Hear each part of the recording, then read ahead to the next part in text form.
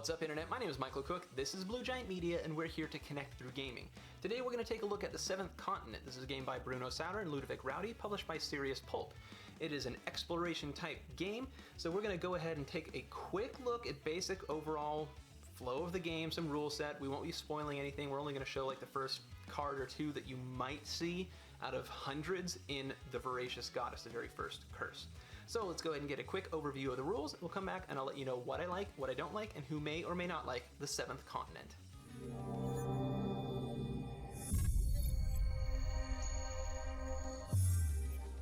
Alright, so here I have the game set up for the Voracious Goddess curse. This is the recommended curse for your first curse of the game because within this curse you are going to be exploring, let's see if I can avoid the glare. You're going to be exploring, it tells you, where to go roughly. You've got a map. You're going to be exploring a pretty good amount of the continent, which is going to help you know the continent well enough to be able to move forward when you're playing other curses.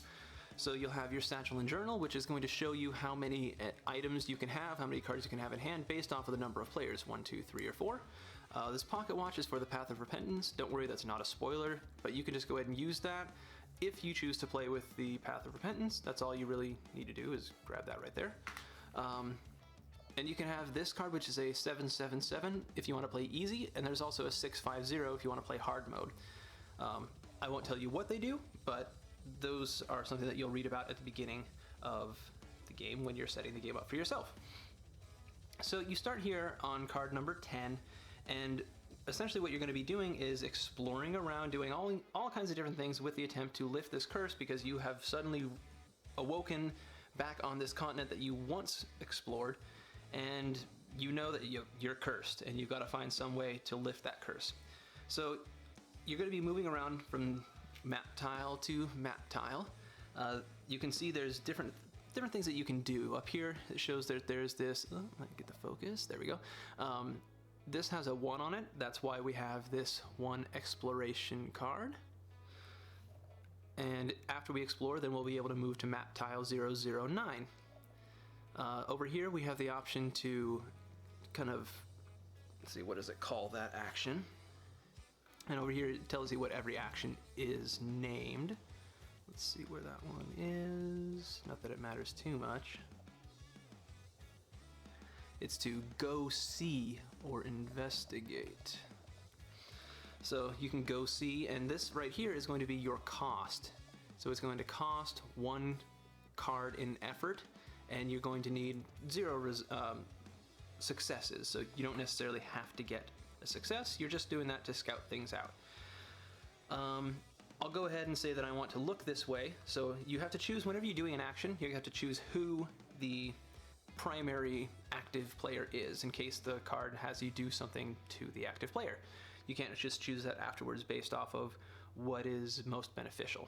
So we can go ahead and take this, and it says only the active player is forced to take the following action. So I'm sorry, I should have designated this is our active player. Only the active player is forced to take the following action.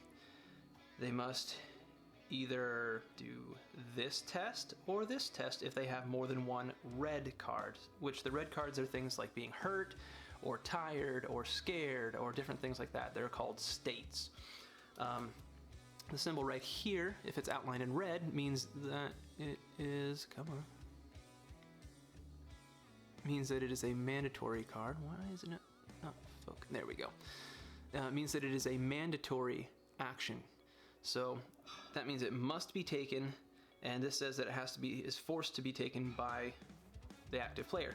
And on every action there's a box in white and a box in black, and those show either what happens if you succeed or fail. So here, if I fail, I will be banishing this card, which means it's gone out of the game for good. There's the past, which is going to be cards that will get shuffled back in eventually, and then there's banished, which those cards are done. So right here this says that I can draw no cards, but I need to get a success. Now I can also look at my abilities here. This says during the result step of an action you're involved in, you may discard 2 cards with the keyword stamina from your hand or inventory in order to apply a success. Well, I don't have any cards in my hand or inventory, so I might want to draw more than 1 card. But this has this little red Diamond 1. That is something that was introduced in the expansion, and that is Mastery. So if I use just one card and I get the success I need, I get to put that card back into the deck. So it basically means like I nailed it, I'm good at that action, so good that it didn't actually cost me any effort. I'm a master of that action. But you can also take a look in page 13, which is going to show you a kind of a table showing how many successes you're trying to get and how many cards you, if you draw, what the odds are of you actually being able to do that thing. So they're pretty low based off of drawing. I guess drawing one is, it's around a 50-50 chance. So let's just go ahead and say that I'm gonna try and do that because I want to be able to save my energy. Oh, I failed. And even worse than that, whenever you draw an action card, you have the, if you're involved in the action, you have the chance to draw one of those cards. But this card is my opponent's card, so I can't draw that. Or not my opponent, my colleague's card. And so I can't draw that. So I fail the action and I just take that card and put it in the discard pile. So when I fail this, I banish it. Otherwise, something good actually would have happened. I'm not going to let you know what that was, but I'm going to put that in my banished cards section. So that's out of the game for good. But now I get to reveal this 007 card. So I'm going to go ahead and grab that. And I highly recommend reading the backs of these cards because they give you clues as to what may be worth or not worth looking at. Whenever you want to move, there's a cost in the bottom corner here. So like this one right here, to move from this tile, you would have to use one card, but you don't need to get any stars. So let's say we wanted to move over there together. Then we would just go ahead and turn over one. So we didn't need a star, and good thing because this is a curse card. And there are going to be 4 Death is Lurking cards and 1 curse in there. And those things, they do nothing for you. And if you go through your whole entire action deck, you're going to start drawing from your discard pile to try and see if you succeeded in different things. And if you draw a curse from here, that is one of the ways that you can lose the game. So all I needed was the effort, not the success. So we get to go over here. And then we could choose whatever, each card is gonna have all kinds of different things that you can go and see. So I could go over here and go see what's up here. I could go look, investigate over here and see that, everything that you look at is gonna do all kinds of different things for you. Now the other thing I could have done instead of going over there is investigate, look over here as well, and that's gonna reveal more map cards. And that's useful because if you go different directions, whenever you're trying to move to a spot where there already is either a fire or one of your colleagues, one of your buddies, then the cost to move is 1 less. And when you move, you don't have to go move here, then move here. When you choose to move, you will move to whichever tile you can reach by going in a straight line without crossing over things like this. I'm imagining there's a terrain card there, but you can move across all revealed terrain cards as far as you can. So that's a nice thing to be able to do. Other things that you're going to need to look out for is there's going to be some cards that have like secret numbers on them. You'll see on it a number, a 3-digit number, because all the cards have a 3-digit number on them. And so if you happen to see one of those numbers, then you can go ahead and find the card with that number, and if it's the right one, if you indeed found something special, this has 007 on it. On the card that you had found with the number, like if you grab that card, it's going to have a thumbs up and the 007 in the corner here. That means you did find something special, and then you get to replace that card with another card there. So when you clear one of these, then you are going to replace the gray card. Come on. Replace the gray card with a green card, with the appropriate green card. If you see the symbol with the red arrow, like you see here, that means that you are going to banish the green card and replace it with the gold card. The only times that you're going to be drawing a gold card is if you are told to draw one in that case, or if you go to draw a card with that number for some reason, and there is no green one left, but there is a gold one, then you get to put that one into play. Other than that, you always take the green cards if they are available. And so you'll keep playing until, a lot of the ways that you play the game, a lot of the things that you can do, you will discover them based off of what you find. But the core mechanics are going to be that way of resolving actions, with the diamond telling you how many cards to draw and the star telling you how many successes you need. Now, you can do actions together, and it can be beneficial, because let's say I wanted to, is there something actually worth doing over here? Nothing really takes a lot of effort, but let's say something, go ahead and grab one of these and we can talk about crafting then. So let's say I've got this item in my hand. To craft this item would take 3 cards unless I see these resources down in the corner. If I see those resources, then I can reduce the cost by that much. Well, here it takes 3 cards. Maybe I don't want to spend 3 cards, so we're going to work together. And we're going to, for each one that we reduce the number of cards by, we increase the number of stars needed. So we could say, all right, I'm going to draw 1 less, but then we need 1 star. So I'm just going to draw 2 cards. All right, we still got the star, so success. The drawback is, if you do an action together and you fail, then you have to take, the active player is going to have to take a 100. So down here it says failure, apply the consequences in the black section. If more than 1 character is involved, then the active player takes a 100 card. I won't tell you what that is yet, but you'll have to take one of those cards and deal with what happens as a result. So you can do things together, and most of the time it's very beneficial, but sometimes it can backfire on you if it doesn't work. So when you do make an item, if you in that case, we turned over 2 cards, and whenever you turn over cards, we did this action together, so either one of us can choose 1 card. So either one of us could put this card into hand, and the other one gets discarded. In a 2-player game, we have a hand limit of 3. So you can have 3 cards in hand. Now, since I made this woven basket, the number in the top right, that little dot, that's how much durability the item has. So it starts with 1. That means whenever I choose to use that item for its benefit, then you reduce the number by 1, and if it was 1, then now it's done and it's discarded. But the nice thing is you can combine, and again, in a 2-player game, you can combine your items up to 3 times. So you can have 3 items together. Now, if I were to take an item like this, the bow, it has the keyword will, and this has the keyword serenity or stamina. I can put those together, but they don't necessarily, they're not really a good match. I mean, a woven basket that's also a bow, it's not the most effective use. So I can put them together, but it doesn't really help me too much other than just being able to have an item there. But if the keywords happen to match, like right here, this shovel says stamina and my woven basket says stamina. If I craft through the same action here, if I craft that shovel and I put it there, since they share a keyword, then I will get to increase the current durability of the top item, which never changes, by the number here. So I get to add 4 to the durability, giving me 5. So that's items. Other than that, let's see, we talked about movement. We talked about when you move to somewhere where there's another figure or fire, it reduces the cost, how to reduce cost when you're doing things together, how to craft items, looking for missing numbers. Yeah, I think that's pretty much the majority of those things. The last thing I really want to talk about is how to save, and the nice thing about saving is it's super easy. You're going to go ahead and take some of these cards from back here. You're going to mark those are all the cards that were in your action deck. Those are all the cards that were in your discard pile. I've got an item over here with 5 durability. So I'll put 5 up, facing up over those cards. I don't have any other crafted items. These are going to get put in the past. And then I will take the terrain card we're on, put it on top of the character card, then any cards that are in their hand, then the next character, and then that character's item.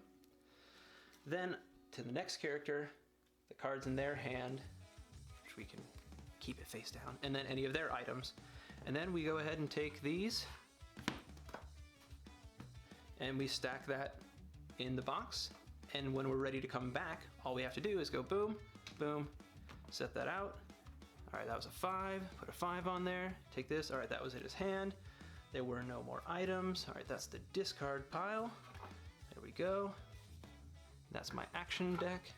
And then you put out some fresh exploration cards. Even if you've been there before, now it's Fog of War. And ta-da, you're ready to keep playing. So that is pretty much how you play the Seventh Continent. All right, Alright, so now that you have a pretty good idea of how to play the Seventh Continent, I want to let you know what I like. And first things first, I want to say I like a lot. I like this game so much. I'm pretty certain that I could say that this game's in my top 10 games of all time. It is a blast. I love exploring the island. I find myself oftentimes just wanting to explore just to see what kind of events happen to come about. I don't even always follow what the curse says to do because I'm just curious and I want to explore.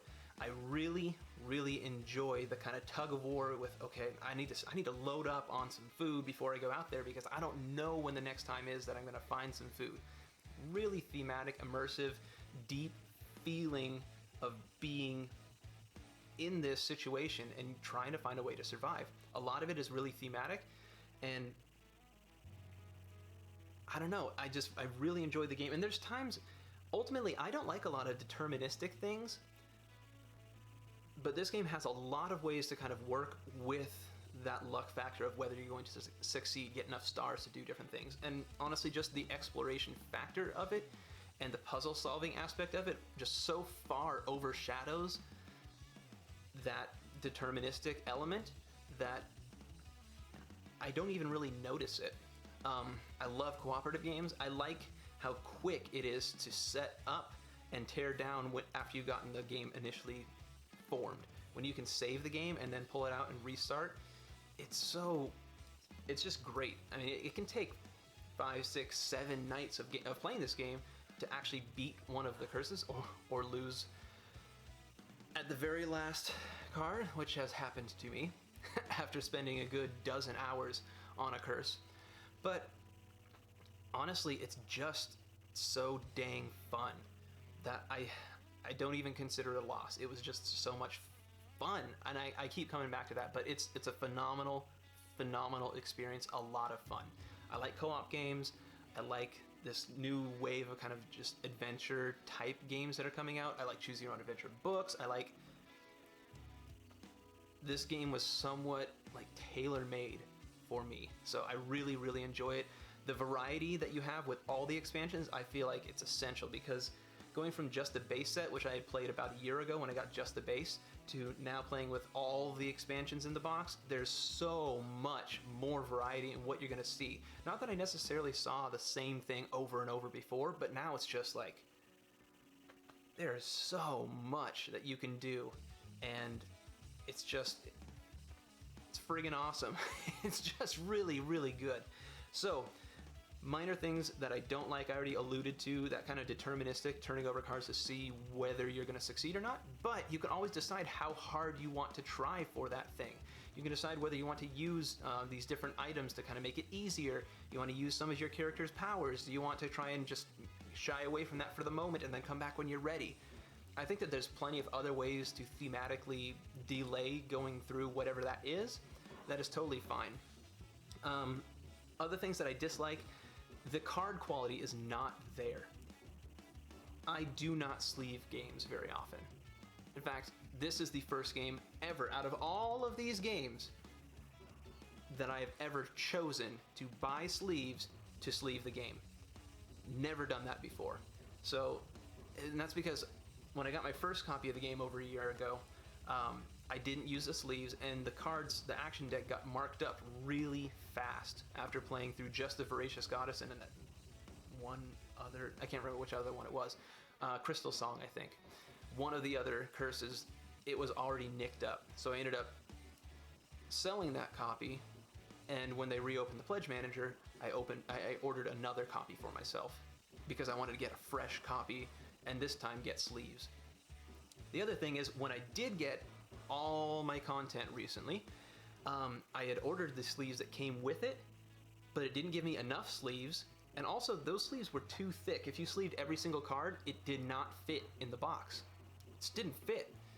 I mean, you could cram them in there, but then there's no room to kind of rifle through the cards. So I ended up having to buy more sleeves anyway, and then go through and re-sleeve a good 1,500 more cards. Take them out and put them in the new sleeves so that everything would fit in the box comfortably. That was really annoying. So, card quality. Biggest knock on the game.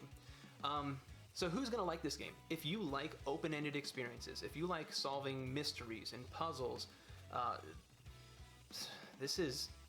that is the whole point of the game. Solve a mystery, solve puzzles, choose where you want to go, explore, and you're working together as a team. Things you may not like about the game: this game is especially vulnerable to alpha gamer because the turn order doesn't even rotate. You have to kind of say, okay, who's going to be the active player?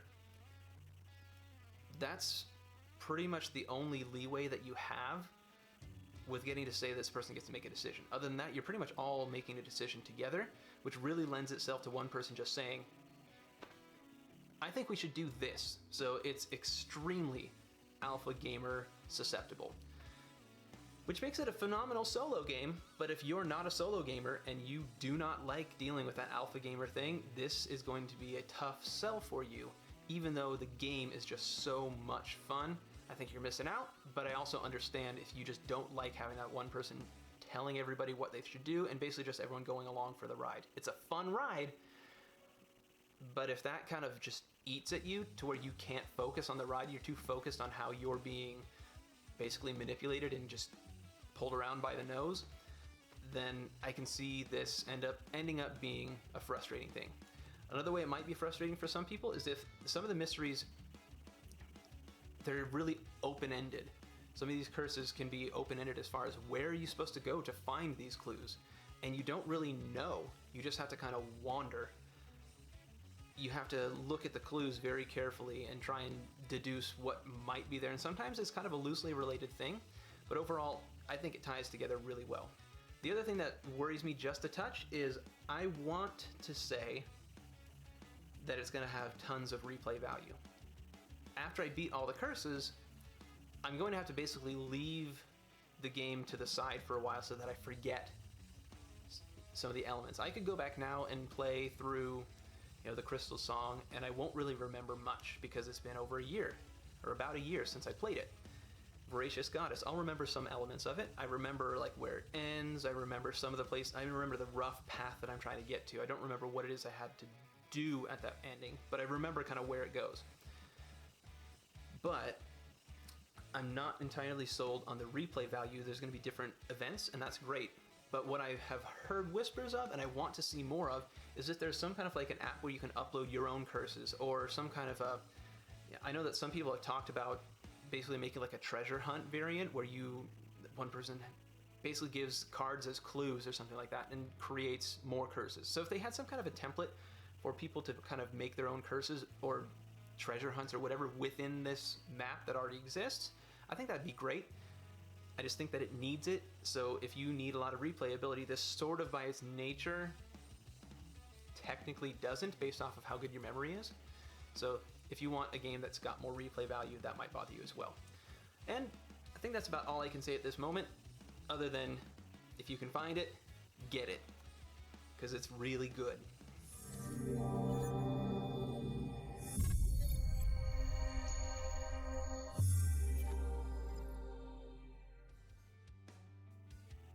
Alright, so let's go ahead and take the spotlight off of The Seventh Continent by Bruno Sutter and Ludovic Rowdy, published by Serious Pulp. If you want to know more about The Seventh Continent, take a look in the description section where you'll find a link to my unboxings, as well as my setup and a little bit more detailed gameplay. Still no spoilers. And you can also find a link there to macronovagames.com, where there may or may not still be some bits and pieces of The Seventh Continent and its expansions available for resale.